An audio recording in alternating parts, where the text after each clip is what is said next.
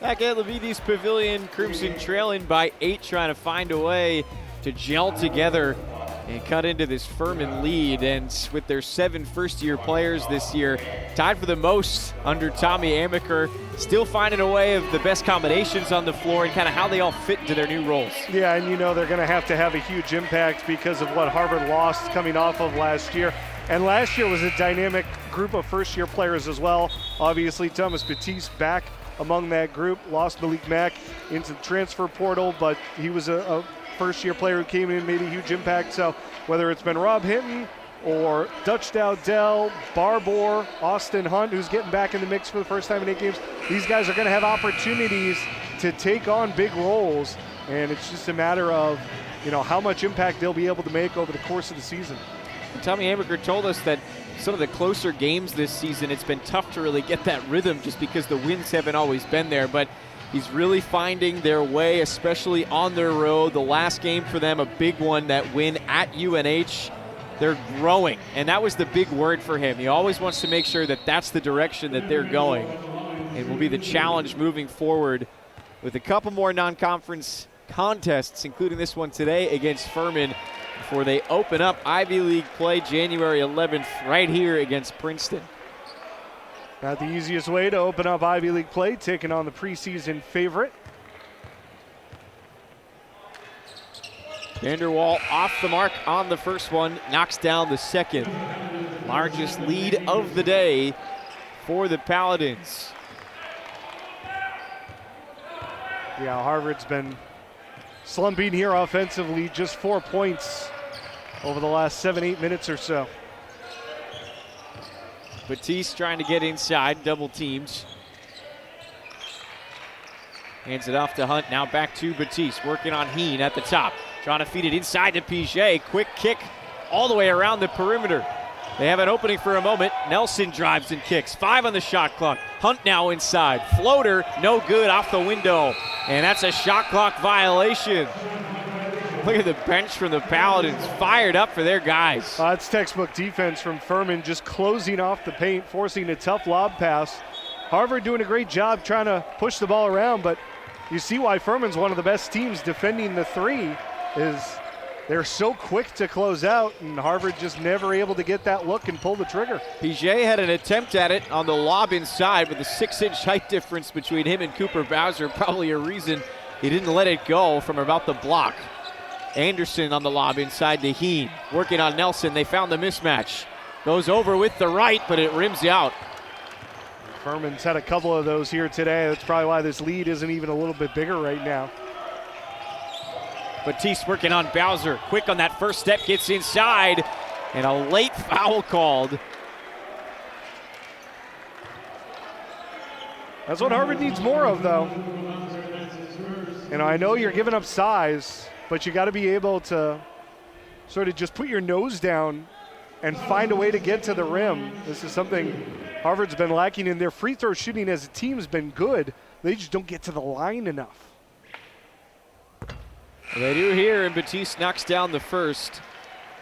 Maybe the most versatile player on this Crimson team, in Tommy Amaker's words. And he said that Batiste just absolutely loves that about his role. Well, I think ideally he's a mobile 4, right? You know, he's a 6'7" long player, can get outside, can shoot the three, can dribble. Obviously, you see him strong at taking it to the rim there. But ideally, you want him in a tall 3 or a mobile 4 role. Right now, with the injury to Luka Nesteski, he's having to play the 5. So he's having to defend guys like Cooper Bowser in the low post, and it's just not always a favorable matchup. He's put on some muscle in the offseason, so he's competing there, but still he's given up a lot of strength in that matchup. And Coach told us sometimes it can wear him down a little bit going up against some of those bigger guys, so they have to be careful about his minutes, but it's hard to keep him off of the court because of all the different roles that he plays for the Crimson. Yeah, I mean, he's a guy you need out there. You need him to play at least 30 minutes a night, and you just wonder, especially when you get to the Ivy League and you have some of those back-to-backs Friday, Saturdays, you know, how is that going to wear on him, especially in those second days? How about that pass falling down from Hunt, somehow able to get it over to Piget. Good job by PJ establishing position. Nice to see Austin Hunt out there back and contributing. Another one of those exciting first-year guys, a local product out of Marlboro, Mass. House over to the corner with Heen, working it inside to Bowser. He's got Hunt working, quick double team from Piget, gets the turnover, 2-on-2. Up for Eisendrath, bucket, +1. Now this is what Harvard needs to do. They need to try to get some turnovers and get out in transition. Even if it's not necessarily a true turnover, we saw early on, Jess, they were getting some rebounds and pushing the ball up the floor. Well, when you're giving away size inside, that's how you can still attack the basket, is by upping the tempo. The first year from Los Angeles going up in a big moment for the Crimson, knocking it down, and can he convert from the stripe? 3-point play the old-fashioned way. 7-0 run right now. Some pressure from the Crimson. Last couple of times down we've seen it. Furman breaks out of it pretty easily. I think it sort of forced Bob Ritchie to bring P.J. Smith back on the floor here. I think he wanted to rest him the final 4 minutes. Felt good about that 9-point lead. All of a sudden that lead is down to 2. And under a minute to play, the Crimson defensive pressure. It's an errant pass from the Paladins, and they'll take back over.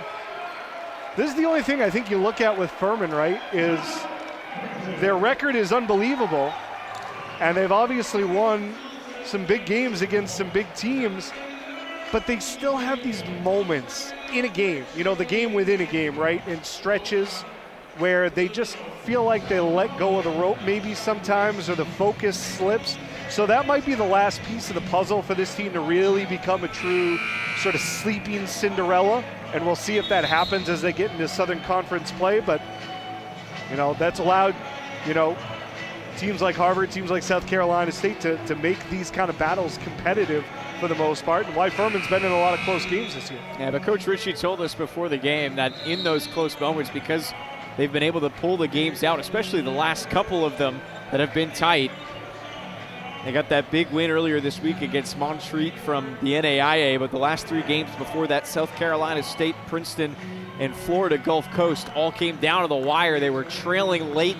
They relied on the defense to really get some key takeaways. Held all those teams to just a couple field goals in the closing minutes, but the confidence from knowing that they found ways to close out those games and get the win is something that has gone a long way these last couple weeks with this team. So you mentioned the turnover, up to 6 now of the day. Set to close out a couple of those mistakes as the lead was up to 9 at one point, now down to 2, and Batiste takes the lead for Harvard. Once again, inside-out offense. PJ drawing the extra attention. Finds Batiste at the top of the arc, and he sticks it. Big-time push from the Crimson here at the end of the half. Shot clock is off. Furman can hold for the last one if they want.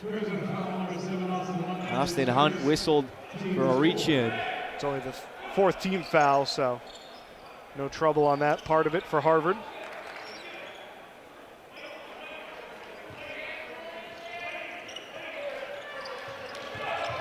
Smith off the inbounds pass, gets fouled again. Eisendrath this time picks up the personal. And you're just sort of trying to throw him out of rhythm here. You got a couple fouls to give. Nobody's got more than one. So you just don't want to put your defense in a vulnerable position right off the bat here. Paladins run the same inbounds play, just from the other side of the court. Under 10 to go. Anderson working on Hunt. He's fouled again with just under 3 seconds to go. And I know Hunt gives up a second foul there, but you still had one to give. Felt like he was going to get beat there by Anderson. So, you know, you don't want to give up the 3-point shot. So you just, you know, reach out, a little tug of the jersey. And look, you're as deep as you've been probably in the last couple weeks if you're Harvard. So don't give up a free shot. You know, give up a foul that you still have to give and try to play 2 more seconds of tough defense here. And with all the first years that the Crimson have, one of the things that Tommy Amaker said that's hard to guard against with those kinds of groups, and he was speaking from personal experience, was this: players looking forward to going home for this break that they have coming up. over the holidays, and especially with exams. They've had a 13-day layoff coming into today against Furman. He was really curious and anxious to see how the guys would respond coming out of it. Said the practice schedule all out of whack, disjointed from exam times, making sure the guys could get there.